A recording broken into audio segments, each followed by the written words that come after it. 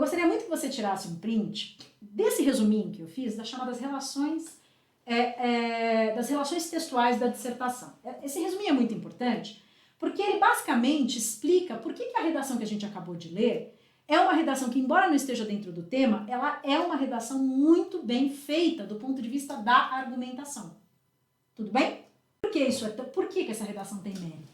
Porque, embora ela não consiga atingir perfeitamente esta relação aqui, que é a relação que a gente chama de relação tema-tese, consegue ser bem-sucedida nas outras três.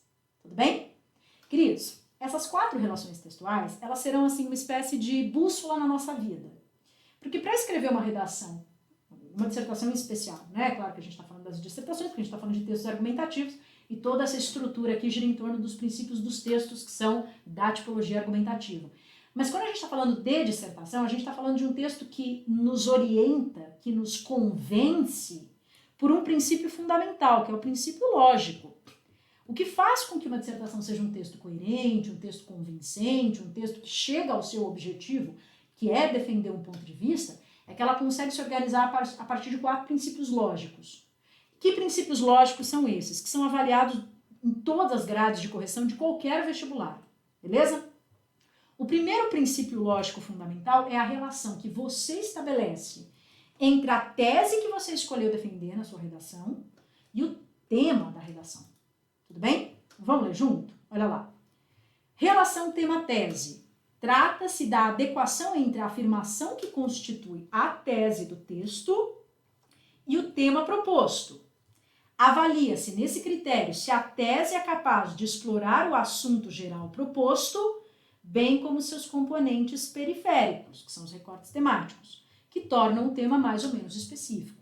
Quer dizer, aqui o examinador vai bater o olho e vai falar qual é a relação tema-tese, esse candidato em qual nível? Fugiu, tangenciou, abordou parcialmente ou abordou completamente?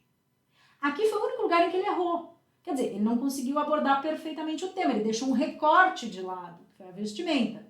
Mas ele estava indo bem. Agora, o texto faz muito bem todas as outras. E enquanto eu fui corrigindo essa redação com vocês, eu já fui dando sinais dessas relações. Quer ver?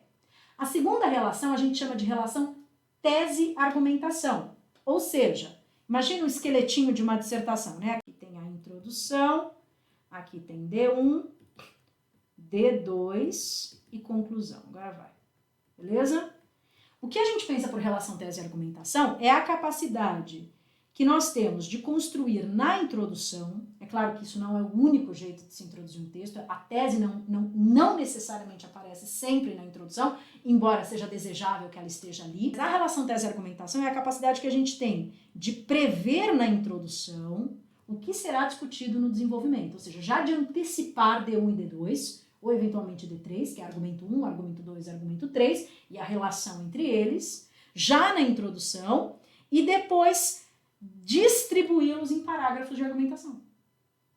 Esse texto fez isso muito bem.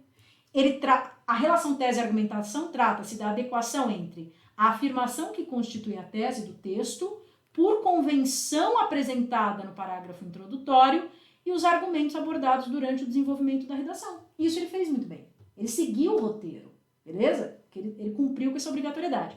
Avalia-se nesse critério a perfeita correlação entre o projeto de texto e sua execução e a capacidade do autor de sustentar as afirmações da tese a partir de argumentos bem fundamentados, beleza? Terceira relação fundamental, essa ele também executou bem, que é o que a gente chama de relação tópico-ampliação. A relação tópico-ampliação, ela se dá dentro do parágrafo de desenvolvimento. Tudo bem? O tópico foi aquela unidade que a gente viu, que estava destacada ou de amarelo ou de verde, que é a afirmação que introduz o parágrafo de desenvolvimento. O que a gente fala ali tem que estar se comunicando com a tese, mas deve estar se comunicando com a unidade inteira. Ela é o fio condutor do parágrafo. Tá vendo? Trata-se da adequação estabelecida entre as partes constitutivas do parágrafo de argumentação.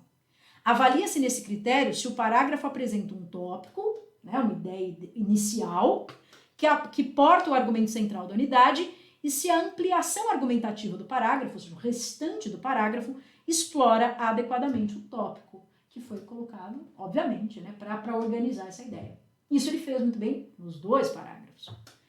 Além disso, o que esse texto também faz, ainda que ele pudesse melhorar um pouquinho essa relação, como eu disse a vocês, aquele ademais, ele poderia ter buscado outras formas de conectar os argumentos, poderia ter trocado sociedade por ocidente, criando um vínculo mais inteligente entre D1 e D2, de alguma maneira ele faz isso. Então, o que é a relação argumento-argumento, ou também chamada de relação de progressão?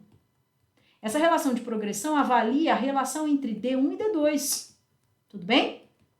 Se D1 e D2 mantêm entre si algum vínculo lógico, ainda que seja um vínculo superficial, ele fala ademais, tem um vínculo lógico, ele está somando as duas ideias. Ele poderia ter explorado ali uma relação de consequência, porque o enfraquecimento do esporte se dá em decorrência das imposições que o Ocidente faz em relação às culturas que não são ocidentalizadas. Trata-se da relação estabelecida entre as unidades argumentativas do texto. Espera-se que entre os argumentos do desenvolvimento haja um fio condutor lógico capaz de relacionar os argumentos que são desenvolvidos na redação. Ou seja, que exista um diálogo, uma comunicação entre as unidades de argumentação.